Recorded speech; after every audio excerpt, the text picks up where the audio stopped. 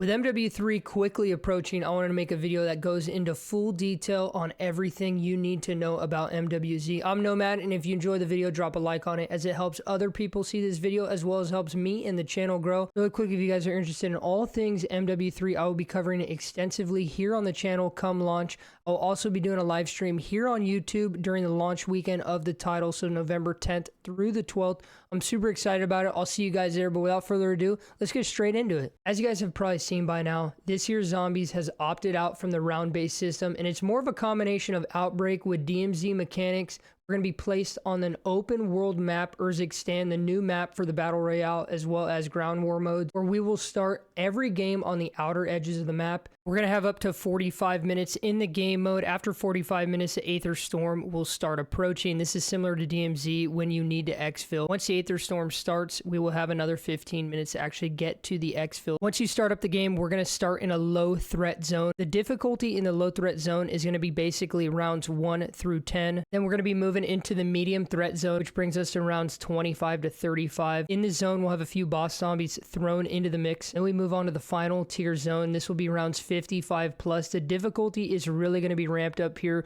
with zombies having the ability to be able to super sprint. Their difficulty is going to be raised. We're going to encounter a lot more zombies on screen, as well as more mini bosses and other zombie variants in general. As you guys may have guessed it by now, the whole premise of this game mode specifically is going to be an extraction based style shooter. It's going to be where you'll go in, collect loot, complete missions, and then exfil, and everything you've taken out with you during your exfil you can bring into the new game. It's going to be just like DMZ, where we have insurance slots. You can kit out a weapon of your choosing and put it in an insured slot. Pick your lethal, pick your kill streak, pick your tactical, pick your secondary, or go in with nothing. And any weapon that you've gained from contracts or finding around the world, you can also put it in your backpack, bring with you, and you'll have it in your stash. The insured weapon is going to work exactly how it does in DMZ, where if you die, you lose it, and you'll have a 30-minute cooldown on the insured weapon. Just like we've seen in DMZ, this is particularly gauged towards multiplayer combat. You can jump in solo. The challenge is going to be a lot tougher for you, but we will be able to squad up into teams of 6. There's going to be other squads on the map of teams of 6. It could go anywhere from 2 to 6, 1 to 6, whatever it may be, 3 to 6. DMZ maxed out at 3 per squad. In this game mode, the max is going to be 6, and with the ability to actually have others that are on the map, other teams that spawn in different locations, you can meet up with them, request to join, and expand your squad from there, so you guys can all work together on the map on certain objectives or to take down higher level areas, strongholds, or harder bosses. In MWZ, it's going to be purely a PvE experience with no PvP. With the game being extraction based, this is how the gameplay loop is going to play out. We're going to go in, complete sets of missions at your own pace, start and finish contracts. These missions and contracts will give you loot and higher rewards that will enable you to be able to access and be able to take on more difficult challenges that will come at the end game content. Now, it's very similar to how DMZ works with the faction style missions, where we had different factions. You work through the tiers of these factions, and then you eventually reach an end cap, an end mission in that faction. The way it's going to work differently here with MWZ is these faction missions actually have dialogue, they have story to them. As you're working through them, you're actually going to be progressing the storyline overall with these different factions. Once you start the final contract for the faction, you actually are going to be placed on the regular map, Urzikstan. Once you go in, work your way through it a little bit, eventually will be taken from Urzikstan and placed in a random map. This is going to be specific to that story. A cutscene will play. You're going to encounter specific people and things to do on this separate map, and this is where the story progression is going to play out. Some of the Easter eggs are going to work this way as well, partly involving Urzikstan as well as involving these different locations that we will be taken to. Now let's transition and start talking about the general gameplay mechanics and how it's all going to work out. Very different than we've seen in the past. We're going to be able to utilize every perk at once, so having all 9 perks active at a given time. Now if you go down and you get revived, you will not lose your perks. The only way to lose your perks is if you bleed out, you lose everything, your insured weapon, everything that you've brought in there with you, tactical, your lethal, kill streaks, whatever it may be, muni box, as well as all perks and weapons. The weapon rarity from Black Ops Cold War is coming and making a return. You guys remember where we had green, blue, purple, yellow rarity tiered weapons? That is making a return here. Now, aside from faction missions, there's going to be different contracts and point of interest littered across the map. There's plenty of them. We don't have the full list of every single one so far, at least we don't believe, but what we have so far is these contracts are going to be the Ether Extractor, Big Bounty, cargo delivery, escort, outlast, merc defend, relic hunt, spore control, and weapon stash. Now, some of these contracts are going to work similarly to how they do in DMZ. Some of them are pretty much carbon copies from DMZ. Escort, you got to transport something across the map or to a specific location while defending it. Outlast, you have to hold a specific zone for a specific amount of time while surviving. Weapon stash is similar to how we did the safes in DMZ. You open up the weapon stash, you wait for the timer, it's making noise, it tracks zombies and mercs to your location, you have to defend it. Aether extractor, you have to extract aether from this pod system that is put into the ground. You defend that as it's extracting, and so on and so forth. Now, the big reason to be doing these contracts, the way they've scaled the point system for this year's zombies is completely different than what we've seen in the past. You generate very little points when it comes to killing zombies in this mode because there is going to be so many on screen. So the big way to earn points in this mode is to complete these contracts. These contracts and objectives also can reward you with a reward rift. It'll proc and drop a random reward for you, whether that's a different kind of ammo type or an insta kill or something like that. Now let's talk about the Pack-a-Punch and how it's going to work exactly in this game mode. Like I said before, with the different tier systems throughout the map, as the Aether Storm is closing in, you have tier 1, 2, and 3. That's how the Pack-a-Punch is going to work.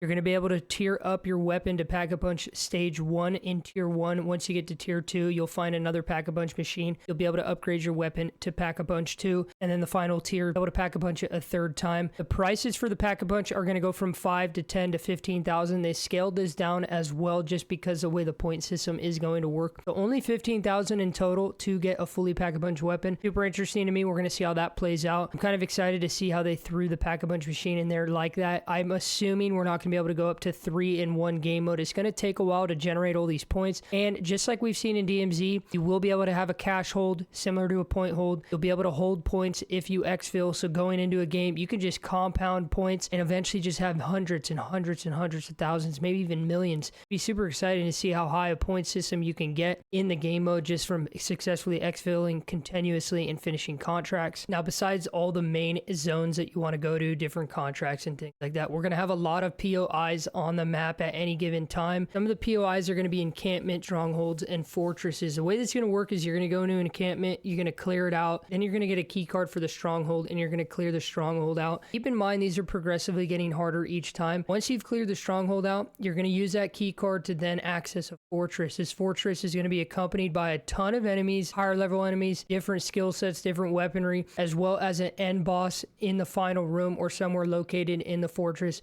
You kill him and you're going to get a special reward. It's going to be similar to how we've seen in DMZ, the chemist, the warlord, and all those kind of guys. The mini bosses in these fortresses that we do know so far, it's kind of funny because one of the names is actually the chemist. I'm sure it's the same one from DMZ. Another one's going to be called the Rainmaker, as well as the other one's going to be called the Maestro. Sure, these rewards are going to be specific weapons tied to these characters with specific skins and things like that, as well as being able to get operator skins, stickers, charms, whatever it may be once you finally kill this person and exfil with their weapon or with their dog tags, whatever it may be. So this is a super interesting thing. Another fun thing that we can play around with while we're deploying out there in Urzikstan. Now, all the special zombie variants we have so far that we've seen is going to be the Mimics, the Disciples, the Kranti Solda, and the Manglers. As well as on top of that, we have a new version of the Abomination, going to be the Mega Abomination. It's going to be big old three-headed thing. You've seen it in the trailers. Now, you may think to yourself when you're going up against the Mega Abomination, you're like, I'm just going to go run into a building. No, the Mega Abomination has this ability where it detaches little zombie things and sends it into the building to smoke you out. You're going to have to leave the building because you're going to constantly be taking damage. So you cannot hide from this thing. This thing's going to be out to get us. I'm super excited to fight this thing, as well as the other hidden variant that we've seen briefly at the end of the trailer. I don't know if you guys have noticed it, but it's called the Gormgant. It's this giant worm thing, and it's been hinted that one team is not going to be enough to take it down. So a full squad of 6 will not be powerful enough, even with Pack-a-Punch weapons, to take this thing down. It's going to be like the ultimate boss of Urzikstan, and I'm just super excited to go on head first and try to take this thing on. I would love to try to do a solo. That would be an interesting challenge to do, but we'll have to see. There's also going to be a bunch of buy stations littered around the map for you to be able to just buy different things, whether that's different weapons. You're going to be able to upgrade your weapons. You're going to be able to buy different plated armor sets. You're going to be able to buy vehicles, different kill streaks, as well as different things that just will aid you in your ability to continue to progress to these higher tiers and eventually maybe take on the Gormgant. We will have to see. Just be careful, because if you take on the Gormgant with a fully kitted outfit and die, you're going to lose everything. Now, there are a few optional things that you can do around Urzikstan while you're out there deployment. One of them is going to be this random purple orb thing that flies around in different locations. If you do enough damage to it, it'll drop a ton of points and different things for you to loot. Then it'll move to a different location. You kill it again, it'll drop more points, and as you progress, it's going to continuously drop higher tier loot for you, as well as a few others we do not have a lot of information on, like the treasure hunt, the legacy point, and the nexus. These are going to be different points of interest that do a specific thing. One of the biggest things you guys are probably curious about is the perks. Let's go over all the perks that are returning, because some are returning from the older title. So to start off, we have Juggernaut, Death Perception, Quick Revive, PhD Floppers, Elemental Pop, Deadshot Daiquiri, Stamina Up, and Tombstone. Now, Tombstone is the one that's going to be working completely different than anything we've seen before in the past. When you die with Tombstone, you fully bleed out, you're done. You leave the game, you can reload in and recover your entire kit when you died, so all your weapons, kill streaks, everything that you lost in that previous round, you will be able to gain it all back at the end of the new round, which is super awesome. I'm glad that they did this way. I'm going to be going for Tombstone primarily, but again, the perks are in different locations and it's randomly generated per game, so we will not be able to know where it is every time. If you saw Quick Revive in a location your last game, it may not be there this game. It's going to be randomly generated, so we might not be able to find them every single time. It might take a few games for us to get every perk. Now, PhD Flopper is coming back. This is not Slider. This is the old-fashioned PhD Flopper. When you jump off and basically dolphin dive, no matter the height, you will not die. You basically cause a massive explosion around you. This is a funny thing. You guys have probably seen it in some of the gameplay. A guy dolphin dives off a roof. Now let's go over field upgrades and ammo types that will be coming with this year's zombies. We have Frost Blast, Energy Mine, Aether Shroud, Healing Aura, Frenzied Guard, and Tesla Storm. As you guys noticed, so far, Toxic Growth and Ring of Fire are not returning, as you guys have known in the past. Ring of Fire is completely OP. Maybe that's why they have taken it out, and it will probably be coming with Season 1. Maybe they're doing a rework on it. What I did notice is Healing Aura is insanely powerful. It revives people from anywhere on the map. I think that's broken, and come launch, it's not going to be like that. You can revive somebody all the way on the other side of the map with it. You can heal somebody at any distance. It doesn't matter. But those are the ones coming this year when it comes to the field upgrades. Now let's talk about the ammo types. Now the ammo types are going to be different this year. They're not going to be available with upgrading. You're going to find them randomly dropped or in weapon stashes, or dropped from high tier enemies, or from that purple orb and different point of interest that you complete. You cannot specifically upgrade them and put them on your weapon. They will be randomly found around the world. These are going to be Napalm Burst, Dead Wire, Cryo Freeze, Brain Rot, and Shatter Blast. Another ammo type we have no information on, we've just seen it from data miners, is going to be called Shadow Vortex. If you guys have any idea on what that may be, let me know, because I have no idea what this... I've been trying to think of maybe an idea of what it could do, but I do not know, to be honest. Maybe it just makes the zombies oblivious of you. Basically, you become in the shadows and they do not attack you. I don't know. That's just my own insight on it, but we'll have to see come launch, and if it even is present on launch, or if it's going to be coming Season 1 later on down the line in December. Now let's go over the wonder weapons. This specifically isn't a wonder weapon, but it is a specific powerful weapon that you can find. We have the LT-53 Casimir grenades returning. These are super interesting, as you guys have seen from some of the gameplay.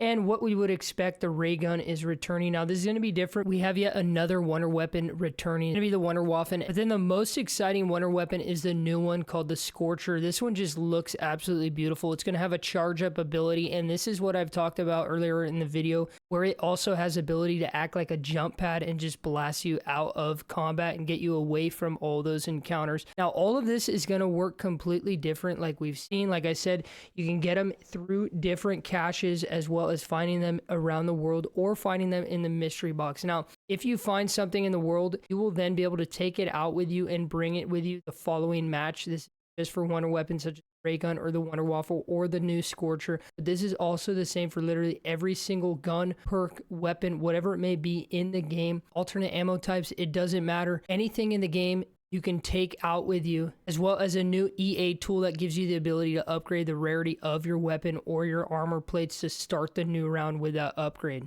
Alongside that is ether crystals that are very rare drops, so this will allow you to pack-a-punch your weapon prior to getting into the match, so you can go in straight away with tier 1 pack-a-punch. Now, if you've held on to a lot of these crystals, you can instantly go in with a tier 3 pack-a-punch, which is super exciting. Wait for your insured weapon to cool down, collect a ton of the ether crystals, pack-a-punch it to tier 3, go straight into combat with a tier 3. Now, a new thing they're introducing is acquisitions.